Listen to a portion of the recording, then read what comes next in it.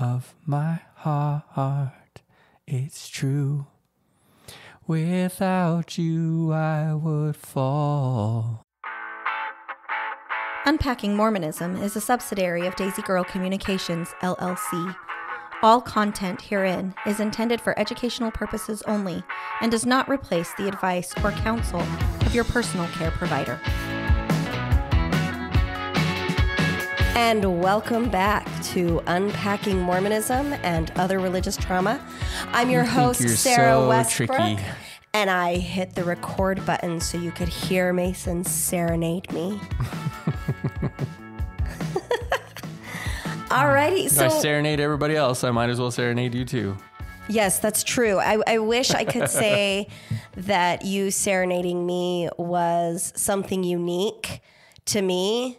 Actually, I really don't wish I could say that because I love that you sing to everybody. But no, you are known as the singing CRNA, which is, you know, you graduated from the singing nurse to singing CRNA.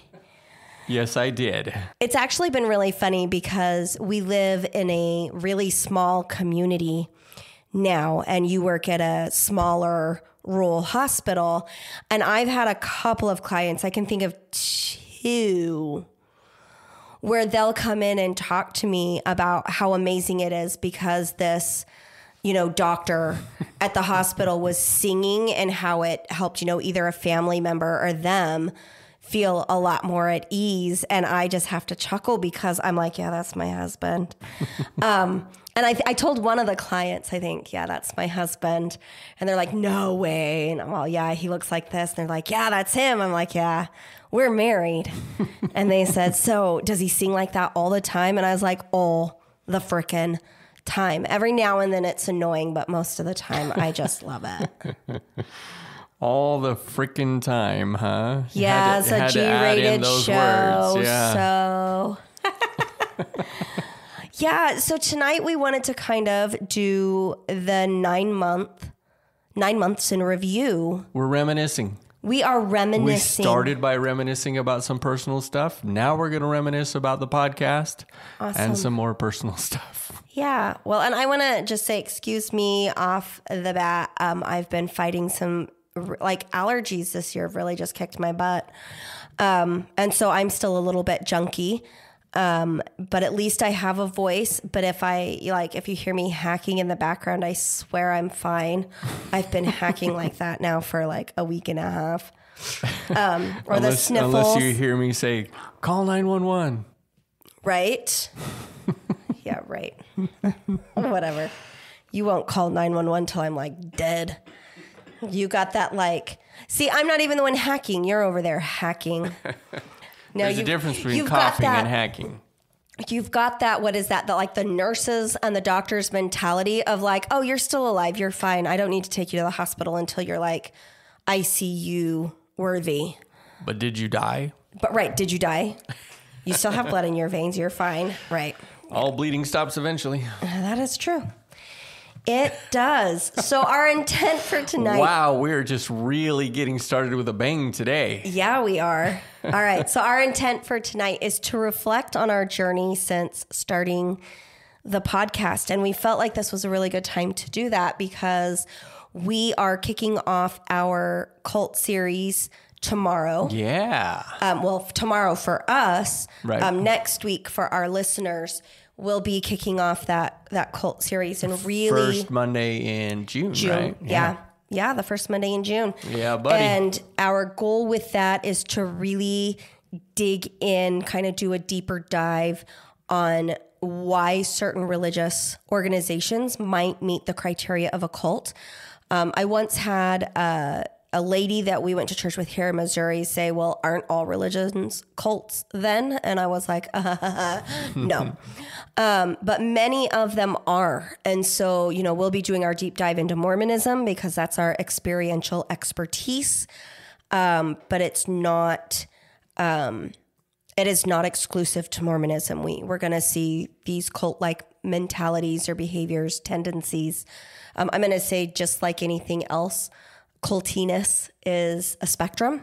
So absolutely, yeah. We'll get to explore that. And then after we're finished with that, that's going to wrap up season 1 of Unpacking Mormonism. We're going to take a couple of weeks off. So there's going to be, maybe some shows that are like reviews or reruns of old shows. We're still working out what that's going to look like with our producer. But as far as the long form shows, we're going to take a month off in August.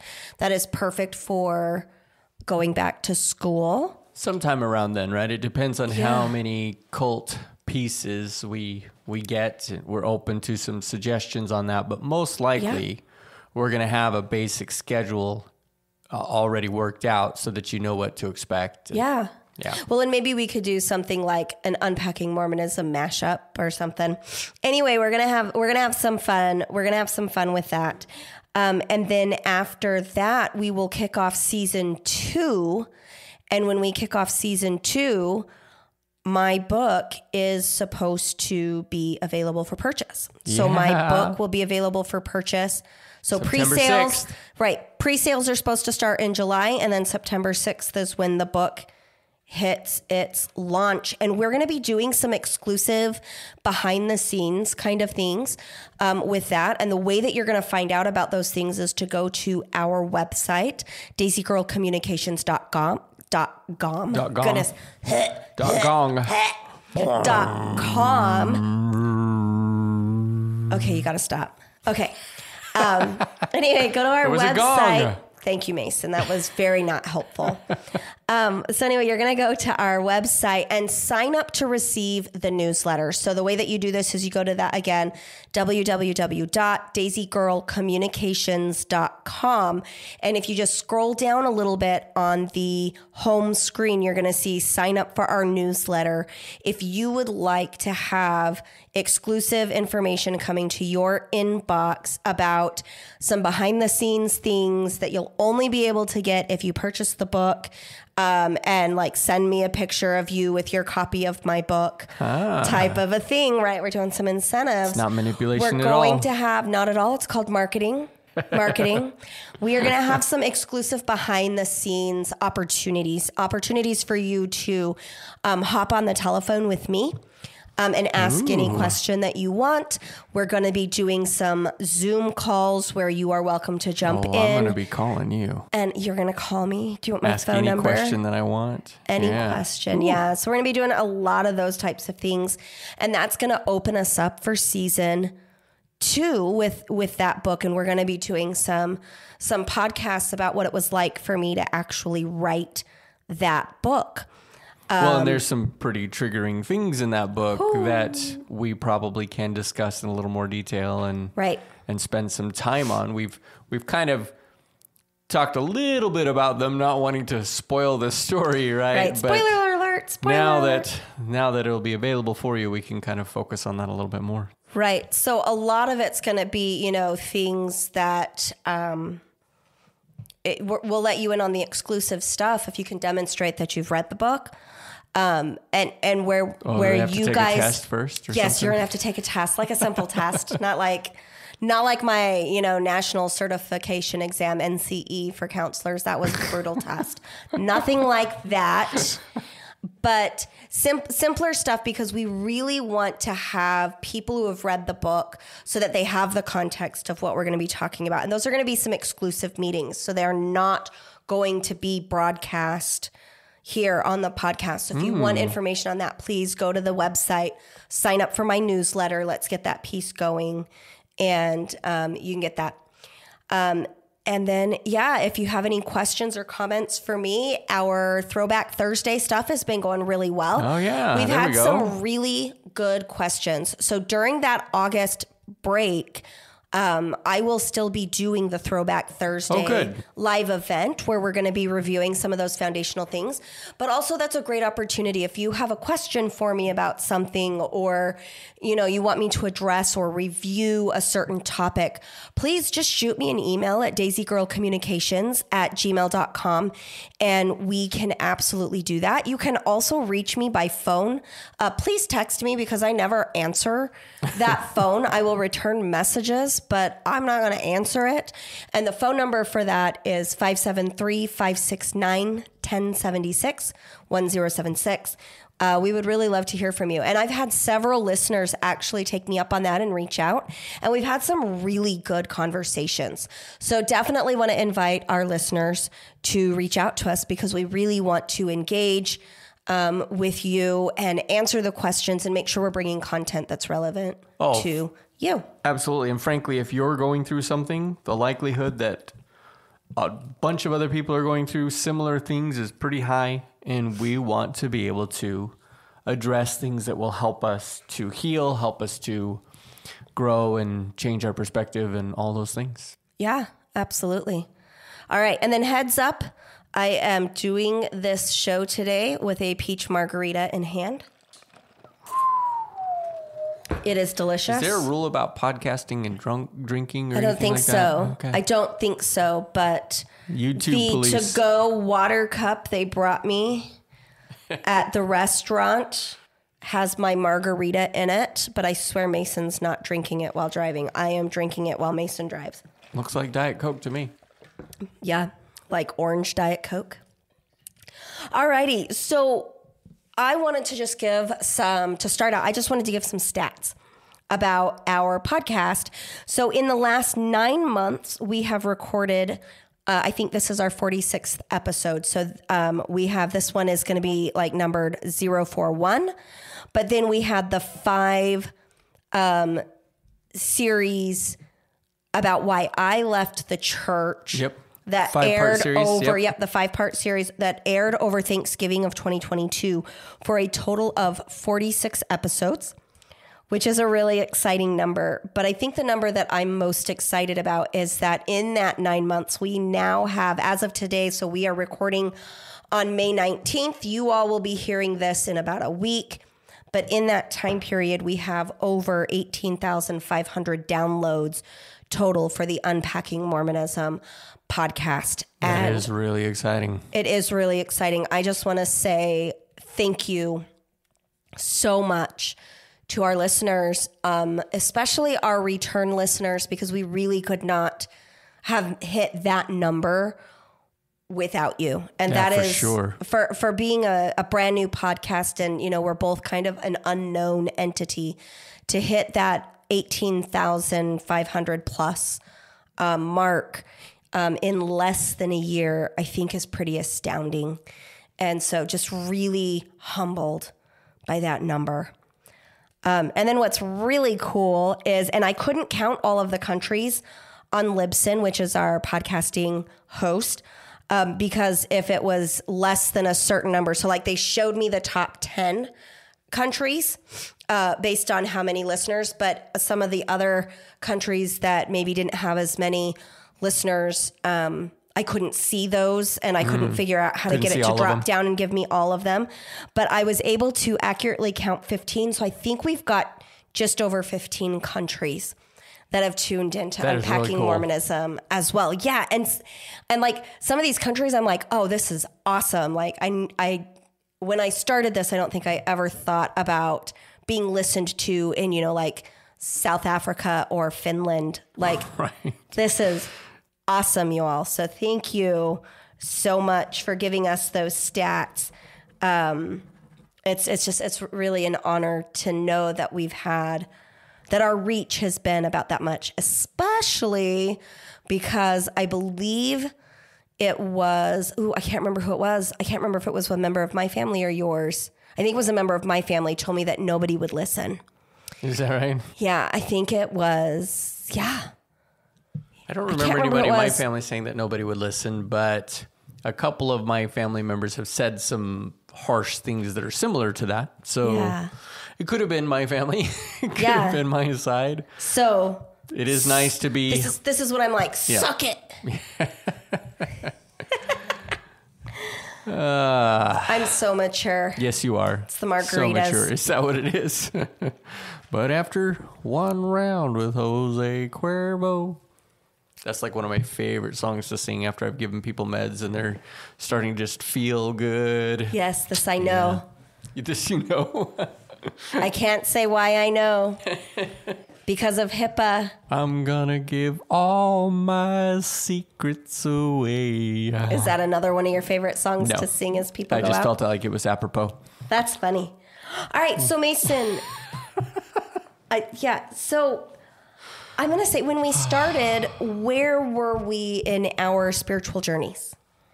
You were out of any kind of organized religion. Mm-hmm. You were trying to figure out what that meant for your spirituality and for God and all those kinds of things. I was in... Well, before you get to you, I want to say that at that point, I think my records had been removed already from the Mormon Church, because that happened for me pretty quickly. But at the time, I did not have really a sense of what I believed in at all, other than my goal in life was to educate, facilitate. You know, I go back to my motto, which is learn, grow, become. Yeah. And so really I dug into what I knew in the mental health field and was like, if I dig into what I know and I'm, you know, my intentions are to bring people knowledge, wisdom, insight into their own lives, then the knowledge or the things that where I'm going to land spiritually will just resolve itself. And I feel really comfortable spiritually where I am now, which we can talk about here in a little bit. All right. So how about you, Mace? Sure. I was certainly more aware of a lot of the issues that come from Mormonism. I was maybe not so aware academically of some of the mental health struggles or things like that can come from that. So my journey, in fact, if for those of you that have listened to all the podcasts, you probably have seen a lot of my journey as we've learned and grown and just tried to make that journey work. So I actually had a conversation with a listener the other day. I was on a Zoom conference with them per their request. And one of the things that individual stated was that they had really enjoyed watching your growth, that they felt like they could really relate to you, kind of being in a place of struggle, but being really cautious with being, I guess, hateful, because in Mormonism, and I know this happens in other religions, as you're exiting, you know, there's a lot of anger and betrayal trauma that's going on. And so we can tend to get really kind of snarky and rude. And that one of the things that they admired about you is that you hadn't really done that, and that they could really relate with you. And they really felt like the intention that you were putting into figuring out where you were meant a lot to them, because no matter how you ended up, if you ended up saying, you know, these things bother me, but I'm still wanting to participate in the Mormon Church, or these things bother me enough that I need to step away and be on the outside, that for any of our listeners over the last year, they're going to have felt like you did that with great purpose and intention and direction, and that was very admirable. So I'm just going to give you that plug-in from a listener. Hey, listener, you know who you are. Well, thank you very much. That is what I have tried to do, so I'm grateful that at least some people are seeing that. I don't feel much value in attacking character, for one. Right. And at the few times where we kind of have been more aggressive in what we've said, it has always been in attacking the way an organization works at the expense of the people involved. I hope that we've met that goal. I know that when we started out, that was a big thing for us, that our goal was not to attack the character of the individuals, but rather the organization itself. I know that we've been fairly harsh with some of the leaders, for sure, but I feel like for the most part we've met that goal. Time for a commercial break. We'll be right back. The mighty and resilient Merrimack River, carving through the communities of our great region. My name is Linda Lorden, proud president of Merrimack County Savings Bank, and like the river that serves as our namesake, we're a constant yet ever-changing presence. Because to us, it's bigger than banking. It's about powering communities, and putting people first. It's about knowing where you came from and where you're going. That's Merrimack style.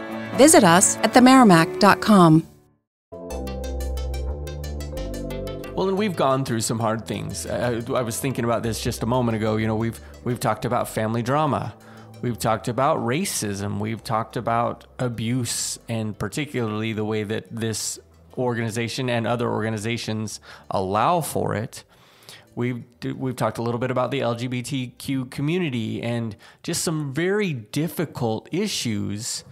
And we've tried to keep it about the people involved and the people that are getting hurt by different policies or structures, rather than, you know, you guys suck and just walk away kind of a thing, because it's not helpful. There's a lot of people who still find value in those high demand religions, whether it be Mormonism or something else.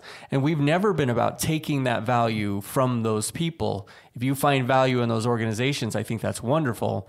We just want you to be educated about the issues so that you can then process or deal with them or whatever. And there have been some pretty big headliner things going on. They really have. In the last 9 months since we've started. You know, we had the 7 years of sex abuse scandal coming out of Arizona. And then the one that we did recently where we have no idea who was supposed to pay the like $1.3 billion, if it was the perpetrator or the church or like, scandal, we don't really know, but you know, another sex scandal that came out. And then the big one really has been the SEC fine against the Mormon church. And I think it's been very interesting to be in the, you know, the public's view and speaking out publicly. Like in the past, we might have shared it on Facebook and said a little quip, but then we moved along. Whereas here, not only have we said it, but we've had a lot of feedback coming back to us. And so we've had to kind of, you know, I don't like the word defend our position, but really stand firm in our personal place of values, our own personal value system to talk about some of those really difficult things. And unfortunately, those things aren't over. Like, they're still big in the news. They just did a 60 Minutes episode on the SEC stuff. And I don't feel like the spokesman for the church came off in a very good light. I think that... Not unless you have some cognitive bias going on. Yeah. Well, and if you watched our Throwback Thursday, cognitive dissonance and cognitive bias are a very normal brain place to be. But eventually I think people get really tired of doing mental gymnastics, which is why so many people, I think, are coming out. You know, I know that these other podcasters have talked about for years and years now that people are jumping the Mormon ship quite a bit. And I think a lot of that is because we are tired of mental gymnastics. It gets very, very difficult. And, you know, Mason, you said, and I haven't listened to the episode you recorded on your own last week yet, but you said you kind of talked about your mom and the conversation you'd had with her when they were here recently to visit because our son was graduating from high school, and that it was very interesting for you to kind of see her dig in her heels and just stick with, but I prayed about it, so I know. And even when I showed her that spiritual witness YouTube video, and she said something along the lines of, okay, let me see if I can conjure this up in my head because I don't want to misrepresent her at all. But she said something along the lines of, God is giving them the answer that works for them best at the place they are in their own lives. And I so wanted to do, what do they call it? The street epistemology, I think is what they call it. And say, so then Mom, what you're telling me is that Mormonism is the best thing for you at this time in your life, not necessarily that it is God's one true church. And I bit my tongue because when she and I had that conversation, it was very civil, and it was the first time that she had ever really asked me from a place of a desire to understand rather than a desire to correct. At least that's how I felt. But man, I wanted to say it. I wanted to dig into that and tear it apart a little bit. And part of what we've done on this podcast is, we did a podcast on reading the room. We did a podcast on recognizing when people are in a place that they can listen. And of course, I feel like some people have talked about this, but the idea being that when the family member finally comes to you and starts asking their questions, we want to just unload all this stuff on them. And it can be overwhelming for them and just push them away rather than invite them into the learning process. Do you feel like you gave your mom a little too much at some point, or how do you feel that you balanced that? Because I was balancing it really good. And then when I recognized I was going further, I was like, hey, we got to stop and change the subject. And then I know you talked to her a little bit more about it. Well, and I talked about it in the last podcast. It would be, if you're really curious about that, it would be better to go back to the one that dropped this past Monday. But I did focus in that podcast more on how I tend to respond to those kind of situations. I don't feel like I gave her too much. I really only asked her one specific question and then kind of some conversation about applying that specific question to different situations. The problem was that I got more passionate about it than I probably should have, because again, I don't want to, you're going to listen? Okay, well, let me just throw all this stuff at you. I don't want to do that. Actually, the only thing that really got me upset when you were talking to her is that she was making comments, and you made a couple too, but she was like making comments about, well, this is what the Book of Mormon says or something like that. And she was wrong. So that's where she was wrong? I don't remember the specifics. She said something about the Book of Mormon. Meaning as in the Book of Mormon doesn't say that? Correct. Oh, okay. Correct. I got what you're saying. And that was hard for me simply because if you're going to have a conversation about any kind of situation, it's nice to have your facts straight. But I noticed that I was having a hard time just being passive in that. Mm-hmm. And so I had to shut up. And I think that one of the benefits of the podcast as we've done this is getting really comfortable with not having to be right and not having to have an answer for everything and not having to have the last word. Yeah. That's, and that's not necessarily because of the podcast, but over the last 9 months, as we've gotten feedback and I'm able to identify and truly see, because I know that when people reach out, I'm the one that gets those emails. Like those come to me. And then if they're addressed to Mason, I forward them off to Mason and whatnot. But most of those have been addressed to me. And so it has been so rewarding to hear from our audience. Yes. And to hear how something we've said has helped them navigate things better. And so I just want to say that we're not perfect. Like, I think both of us, Mason, maybe pushed a little too hard at one point. It was like, oh my goodness, she's actually listening. Well, now let me just floodlight you and drown you in all of the things that I've been holding back or holding inside for so long. Yes. And I think we both did a good job of going, we're going too far and backing off. I don't know if your mom would feel that way though, Right. And so I can't speak to that, but I think that one of the joys of being in this public space is that as we've gotten our feet wet and done this more, I'm okay with having said something really stupid and owning it. Whereas when I was much younger in my home life, if I was wrong, if I'd made a mistake, if I'd misspoke, that was, it was taken as if I was devalued or stupid, or it was an attack on my character. And now I'm like, oh, okay, I can see that other perspective. Yes. I don't need it to be taken 100% because I know that not everybody who listens is going to agree with everything we say. And I'm okay with that. And so I think that's been something that's been really great about speaking out more publicly is I can stand firmer in my beliefs, my opinions, whether they're professional or personal. And if I'm wrong, I know that I'm open to correction and learning, but I don't have to be right to feel valued. I don't have to do it perfectly to feel like my words have a positive impact on people. Well, and a good lesson for me from that one is that I recognize that some of the details weren't accurate, but I also can recognize that is not the selling feature. Like if I came and I said, no, Mom, your details are wrong, this is what it says, she wasn't going to go, oh my gosh, you're right, the LDS Church isn't true, right? That wasn't going to be the pathway. And so sometimes fighting for the specifics of the details is more distracting than it is helpful.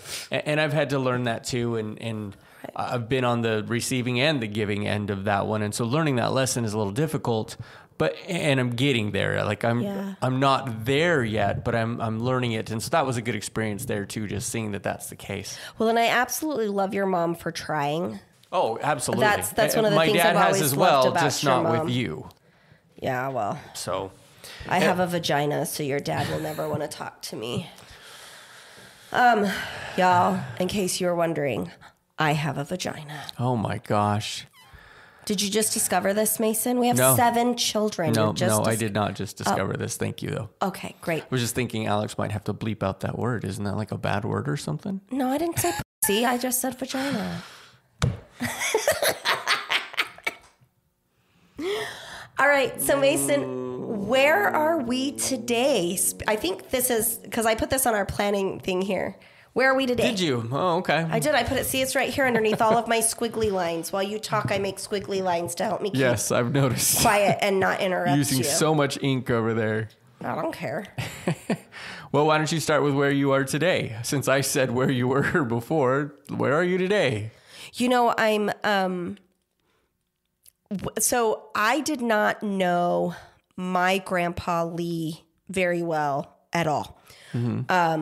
My father and his father had a very strained relationship, and my dad did not have contact with his father basically from, I want to say, when my dad was 9 years old until I was probably 14 or 15.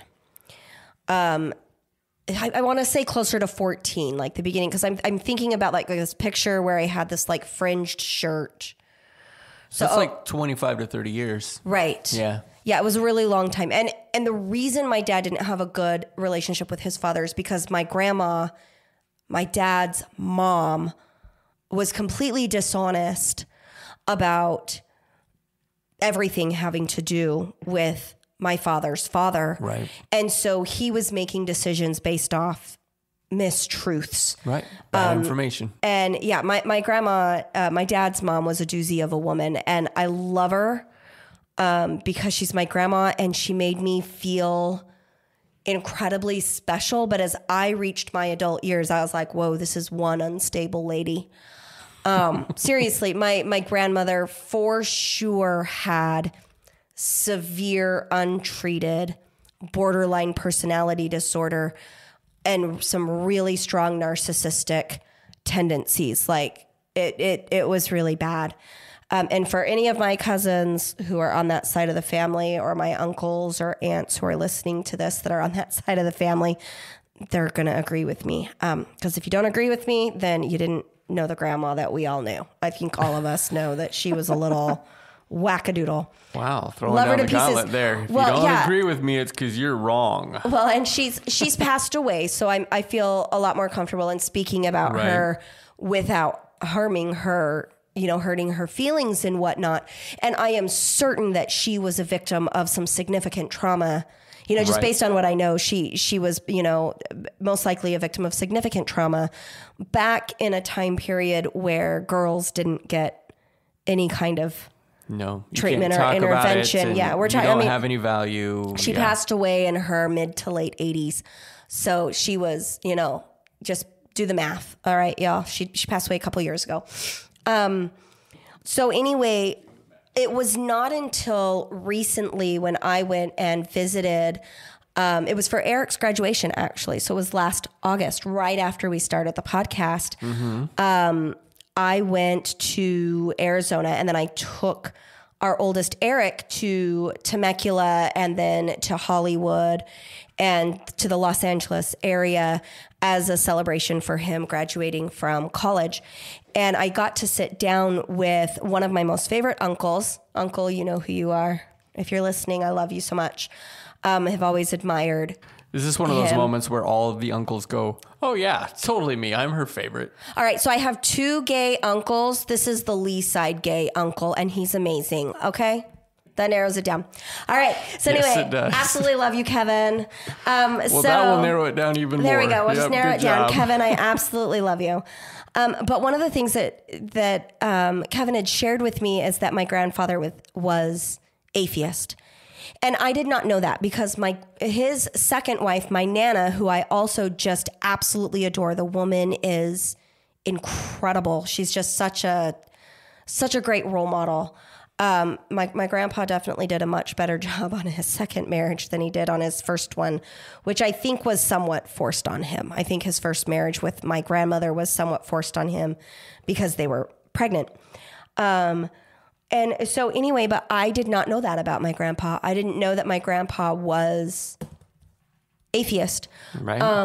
At all. And my Nana is, I believe, part of the Church of England. So she would identify as Christian, although I don't know how much she's actively practicing. Right. Just an amazing woman. But that was really healing for me because it was almost like... So my grandpa was an incredibly intelligent man. He was an artist and a sculptor and an inventor. He made his money through patents and manufacturing parts, I believe, for Boeing Airlines and other things that, I don't know a lot about that because it wasn't something that was talked about that much. And I didn't grow up with him from the time I was little. But hearing that a man who was as financially successful and intelligent, a member of my family, like his blood runs in my veins, was also atheist, gave me the permission to, and permission maybe not the best word, but it was freeing in the sense that I was able to say, I can be a good person and I can be successful and whatnot, but I'm not alone in not necessarily believing in a specific higher power. So let's take a quick commercial break. Unpacking Mormonism will be right back. Chicken tacos should only be trusted to chicken professionals. That's where we come in. Introducing Zaxby's new chicken finger tacos. One comes with pico de gallo and creamy chipotle ranch. And the other comes with bacon, lettuce, tomato, and avocado ranch. Chicken experts since 1990. Chicken taco experts since now. Order yours today in the Zax Rewards app. Woo, saucy! Zaxby's. And I'm sure my grandpa has his own foibles and flaws. Sure. Of course. I didn't get to know those because, I met him when I was 14. I got married to you, Mason, when I was 18. And then I think you and I only spent just a couple of times. 2, 3, 4 times after we got married because the military took us all over. So I didn't know my grandpa very well. So I'm sure that there's some, family history there that I'm not aware of. And I'm definitely not the type of person that likes to idolize somebody just because they've passed on. He was a full human with strengths and weaknesses, but it was very nice to say, hey, he was an intelligent guy, and he didn't believe in God. That actually led me to, I believe in a higher power of some kind. I've had a couple of spiritual experiences that I can share at another time in the podcast with people or animals who have preceded me in death. And that leads me to feel that there's something, right, but I don't need to define it. I don't need to know if it's male, female, a body of flesh and bones or a spirit, or if it's just an energy that we all share. None of that I feel is necessarily significant to feel like something is there. And I feel super comfortable and at peace with being in that place in my life. Yeah, I just wanted to interject real quick because I don't want to take away from your story of where you're at, but the idea that you could be at peace without knowing all the answers is incredibly liberating. It was almost impossible to visualize when you grow up in a church or an organization that essentially, quote unquote, has all the answers. You learn to depend on, and your hope is built on the fact that you know what to expect. And so to take that change of perspective and to be okay with the fact that I don't know anymore exactly what to expect, or even remotely what to expect, that was, it was such a weird and odd transition, but it was not nearly as painful as I thought it would be. It was, because it was liberating, it was just okay to not know. Well, and I think the problem in Mormonism is because the members feel like they have, quote unquote, all the answers. Not that they know everything, but that they have all of the answers when it comes to what comes in the next life and whatnot. They close their minds off to the wonder of the universe because they already know. Right. And so we'll figure it out later. Right. Because we know, we don't have to wonder. We don't have to think about it anymore. And so it stunts critical thinking, but it takes all of the wonder out of the universe. And I would say that I have really enjoyed the wonder. Like, I don't need to know what God is if God is. Like, I don't know what if there is that, whatever. But when I look around me at the incredible things in the world, I can marvel at the miracle of intelligent life and the beauty of our surroundings in a way I never did as a Mormon, because as a Mormon, I was certain I already knew. Yeah. And I didn't. I mean... Yeah. My struggle is still... It's wonderful that you're looking around and you're seeing all the beauty that is saying, almost kind of like Alma did in the Book of Mormon, look around you.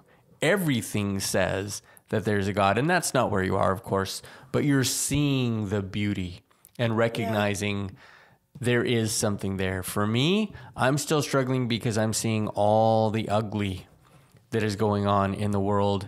And it is I have not been able yet to process that to the point that I know what's going on or what I believe on that. There's just so much ugly that mankind does.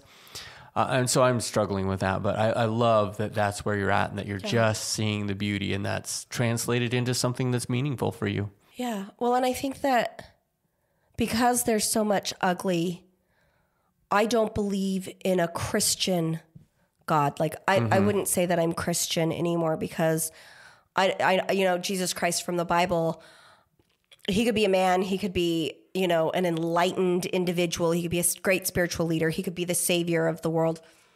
I don't know. I don't really feel like it matters for where I'm at right now in my life, but I don't believe in a God that micromanages things here on earth at all. I don't. The idea that, you could have all of this bloodshed and war and these atrocities, even the fact that, like, you can have a church that claims to be yours, like the Mormon church, with $150 to $180 billion in assets that really isn't helping the poor all that much. I feel better knowing that there's not a God that's just sitting up there like, yeah, you can do whatever you want because you have free agency. Like, I prefer the vision that I have, which is I feel like there's something, but what and how that something interacts with us, I'm not buying into the Bible bullshit anymore. Yeah. And that's really what I call it, because the Old Testament God was a prick.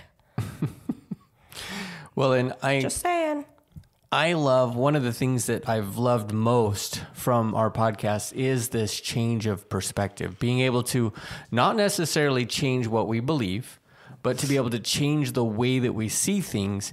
And one of the examples there, just talking about God in the New Testament, there's a verse where Jesus says that God notices every sparrow that falls, how much more the people that are following him, or something like that.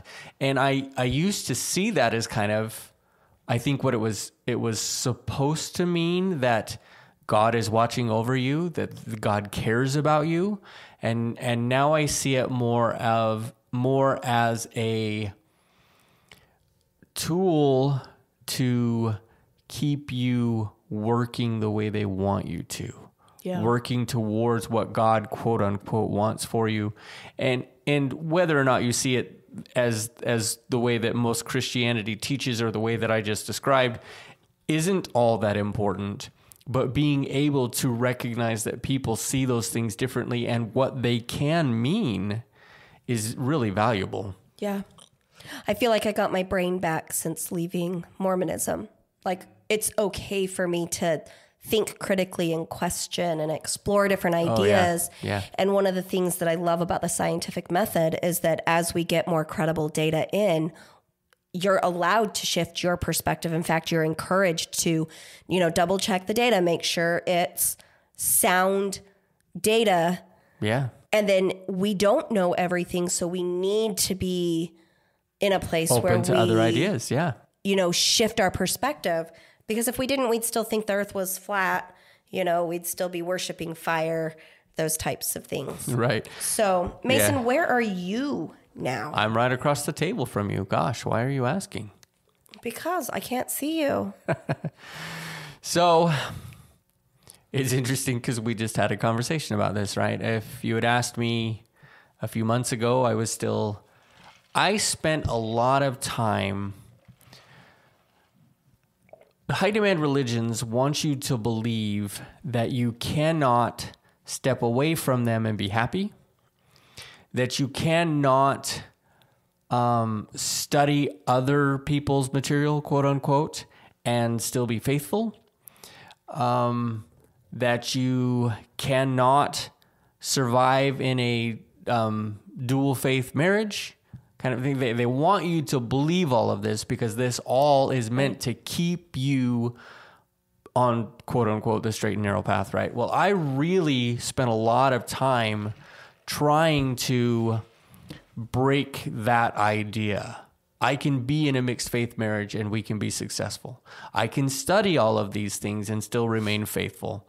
And I tried for a long time to really do that. Well, and I think we were pretty successful. Like the mixed faith marriage over the last, when did I leave? In 2 years ago? No, it's been more than 2 years. 3? It's been a while. It's been about 3 years. It's been a while. And other than those first few months, we did really well. Yeah. Yeah, I feel like we have. Well, a couple of months ago, I decided that it was time for me to make a decision about what I wanted. I had enough information on both sides of the story to decide. And I gave myself about a month and a half to do that, just to kind of sort through everything. And I decided I was going to step away from the church for a little while, at least probably 6 months to a year, just some time completely away just to see how things fall. And then something happened. I don't remember what it was. I don't remember what the comment was or the issue was made or anything like that. I don't remember. Probably a combination of things. Back to me now. Just kidding. Thank you, Celine. That was beautiful. You're very welcome. But the result of that was I'm out. And I don't know if I said that in that last podcast. I know I said something along those lines, but I don't know if I said it that clearly. I was waiting to make sure that I told at least 1 or 2 people who had asked for that from me before I announced it publicly. So this would really be the first time publicly that I'm announcing I'm out. That doesn't mean at this moment that I'm removing my records. I'm not sure where all that goes yet, but I'm out. There's enough icky that I can't find the value in it that I once thought that I could. And finding the comfort and the peace in the situation of not knowing not having all the answers has really allowed for that to be the case. Because if I was still in that anxious state of I've got to have all the answers, I've got to continually work towards getting back to God, it would have been a lot harder to step away from something that seemed to offer that. Right, something that met all the... Right. So I'm going to put up with a lot of this ickiness because those things are still important to me and nobody else has exactly what they have. And so being okay with not knowing has really allowed for that to happen in my life. And I feel good about that decision. It's peaceful. I thought when I made that decision that I would be pretty upset about it. And maybe there's just been a lot of upset over the last several months. But I'm not. And welcome to the dark side. Honestly, you seem so... Well, I'm still a Jedi. Okay, you can still be a Jedi. Now that you're not going to wear the Mormon garment anymore, I will get you some Jedi undies. Okay, some lightsabers or something. I don't think they needed to know that. They do now. With the little hammock for the bolly-wallies. Oh, they know it, but I still don't think they needed to know it. Thank you for that. No, I can say that... you've seemed a lot happier over the last couple of weeks. Oh, that's the meds. Yeah, I'm sure that, the Wellbutrin is definitely helping with that. But no, just like you seem more at peace. It's not the meds. It is finally coming to a place where I'm okay with the changes and at peace. And we might actually talk about that on our Sunday school, which will have already passed when you hear this. But tomorrow is Sunday, and we're going to do our Sunday school with Sarah and Mason. We're going to talk a little bit about that. But yeah, I'm really at peace with where I am. It doesn't mean I'll never go back. It doesn't mean I'm done with religion. It doesn't mean that... What would it take for you to go back to the Mormon church? Because you said it doesn't mean I'll never go back. So, what would that take? Let's take a quick break, and we'll be right back.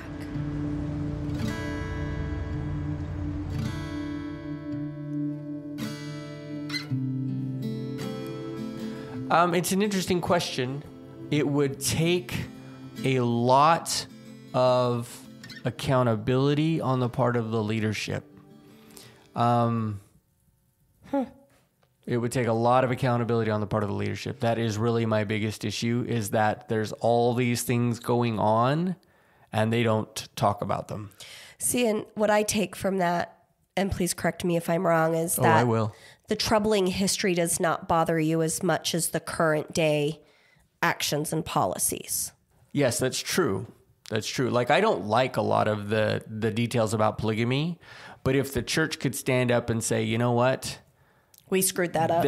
Or just, look, here is the history. There's enough history here to show that there was a lot of icky going on here. I don't necessarily understand why that happened. I still believe that Joseph Smith is a prophet. I still believe that he was the prophet of the restoration. I don't understand why these things happened, but we want you to know that they did. That would go a long way to correcting some of the issues. And I don't know if it would be enough for me to go back. Yeah, but if I were to go back, there would have to be a lot of that on a lot of issues. Yeah, so for me, I couldn't go back. Like, even if they came out and were accountable, I'd say that's great for the people who want to stay in. But for me in my house, right. I'm out. Right. Apparently Mason's not my house, though, so... Or maybe you just don't get to make all the decisions for your house. Right. So you and I had talked earlier about some of the feedback that we've gotten. And then you had said, did we get any negative feedback? And I was like, yeah, we got a couple. We got a couple of things that I would say were negative, although all except for your family's feedback. I'll leave it to your family. Well, my family left feedback on the website? No, not on the website, but just feedback. No, I'm talking about feedback in general. Right. The feedback that we got that I would say was more negative from our listeners was all constructive and respectful. And that has been very valuable to me. Absolutely. That people have been able to come to us and say, hey, we don't like this, or this kind of bothers me, or whatever. And so I really appreciated that. But when I kind of look at the feedback that we've gotten, the underlying theme has been that most of the people that have left us feedback say that they feel like they are learning skills that are helping them navigate better on their own journey, whether they're staying in or coming out of Mormonism. And that they feel very strongly connected with us because we've been vulnerable. And then the other thing that I've heard probably about 50% of the time is I finally feel like I'm understanding myself better because of your podcast. And I can just say that when it comes to what we've been doing over the last 9 months in this podcast, that is my greatest honor. Absolutely. Absolutely. One of the things I like listening to RFM and Bill Reel, Mormonism Live. Oh, absolutely. Because of the down and dirty focus on just the details and the history of situations, the facts of a situation. That's what I love about Bill Reel and RFM is that I feel like their focus is delivering an argument-based, incredible, accurate information. Right. And I love that about them. I enjoy Mormon stories too, because they just get the personal things that are going on. So I like the facts of the issues. I like the personal, this is what's gone on with this person, so on. Because at Mormon Stories, that's where I learned I wasn't alone. Right. And that is so valuable on your journey to healing. Absolutely. And does it help people leave the church? Absolutely. Because you don't feel like you're alone in this process. You you're not crazy. the only one that is hearing these things and struggling with these things and trying to decide. But what I love about what we have tried to do is that we have tried to educate in such a way that you can process whatever issue you're struggling with. We have talked about some of the issues and the facts involved in those, but what we have tried to do mostly is say, this is what's going on. Now what? What do we do with this information? How do we manage it for ourselves? Where do we go from here? What tools do we have that we can use on a daily basis to deal not just with Mormonism issues, but workplace issues or family issues, all the things that we can learn. And of course, most of that has come from you, which is why I have been the learner in a lot of ways here as I've gone through this process. But I love that. I love that we've been able to be vulnerable. I love that we've been able to focus on personal things and teach people. But a lot of just help in processing. How do I take this? How do I see someone else's perspective? How do I become a more educated and observant and empathetic person as I go through this deconstruction? Absolutely. Well, and I love the feedback of, I feel like I know myself better. That's been phenomenal. And so, Mason, you actually asked the question in your little, diatribe there. Oh, diatribe. Okay, at least it wasn't a rant. Whatever. No, I loved it. So, but you asked the question, where do we go from here? And that's actually the last question here. Yeah, we try to make it always the last question, right? What do we do now? Yeah. Where do we go from here? Yep. And I think that my goal as we finish out season 1 and enter season 2 is to have more engagement with our audience. I'm really hoping that we can really have some good discussions. So I know that, we've got a couple members of our audience. One of them wants us to talk about the financial burdens that the church placed on us, which I'm planning on doing that in our cult series. We're going to bring that in. So that listener that had asked, hey, can you talk about, some of the challenges that being required to pay tithing brought and, just the financial strain, because I feel like I made really poor financial decisions in large part because of the church's priority, the church placing priorities over my own money. One of the quotes that I still remember, and I think it was Heber J. Grant, he said that you cannot give yourself poor in this church. Wrong. And, I get the whole faith thing behind that, but it's just not a sound principle. Right. So we're going to be talking about that. And then the other one that we have from a listener that's also going to go into our cult series is, being so busy that the church sets you up for familial dysfunction. Yeah. And so that one's going to also be covered in our cult series. I also but we won't tell you which one. Yeah. So that you have to listen to all of them, well, right? we're going to tell you hopefully next week, what the topics are that we're going to be covering. But then I also have 2 guest speakers coming on.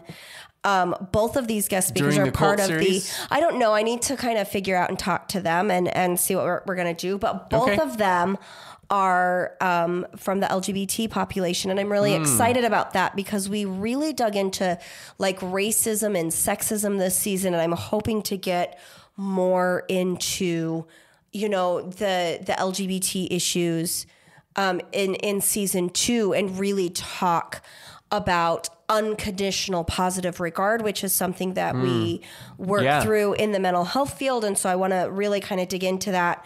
And then something that I thought about that will be upcoming here soon is the Great and Spacious Building.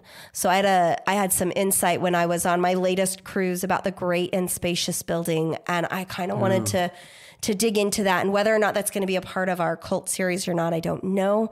But those are some of the upcoming episodes. But I really hope that we can have more opportunities to engage directly with our audience because we really are here for you.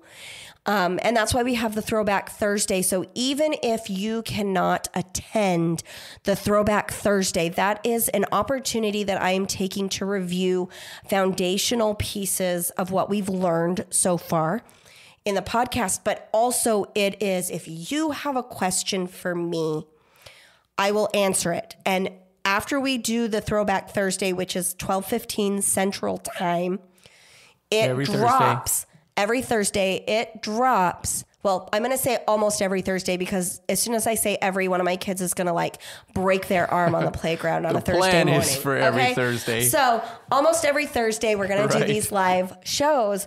But even if you can't be there, if you email me a question, I will answer it on there. And then it drops later that same afternoon as a podcast. And so you can go in and listen to it, or you can go to YouTube and like that.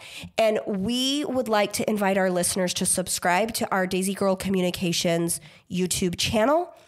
We are going to be doing Unpacking Mormonism and Raising Crazy and Conversations with a Schizophrenic stuff there. It's also going to be where we do a lot of our behind the scenes stuff for the book. So definitely head over there, get subscribed. But we really want to engage with you more and make sure that we are bringing content that is relevant to you, the listener. Yeah, absolutely. Absolutely. All right. So Mason, did you have anything else you wanted to add before we close out tonight, or? Yeah, subscribe, like, all that stuff really helps us build as a community. Share, do all those things, help us to get this message out to others. Mostly, we're just grateful that some of you, a lot of you, are able to take this information and make yourselves better on a daily basis. I know that has been the case for me, and I'm grateful for it. Awesome. So thank you for being here. Thank you for being a part of this. We have loved it. We have both said that this is one of our very favorite things to do together. And thank you for giving us the ability to share this voice with others and to help other people find value in it. We love you guys. And until next time, we'll be waiting. Bye.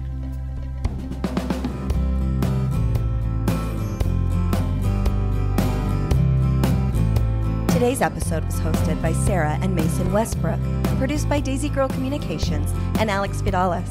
We would love to see you on our Unpacking Mormonism and Other Religious Trauma Facebook page.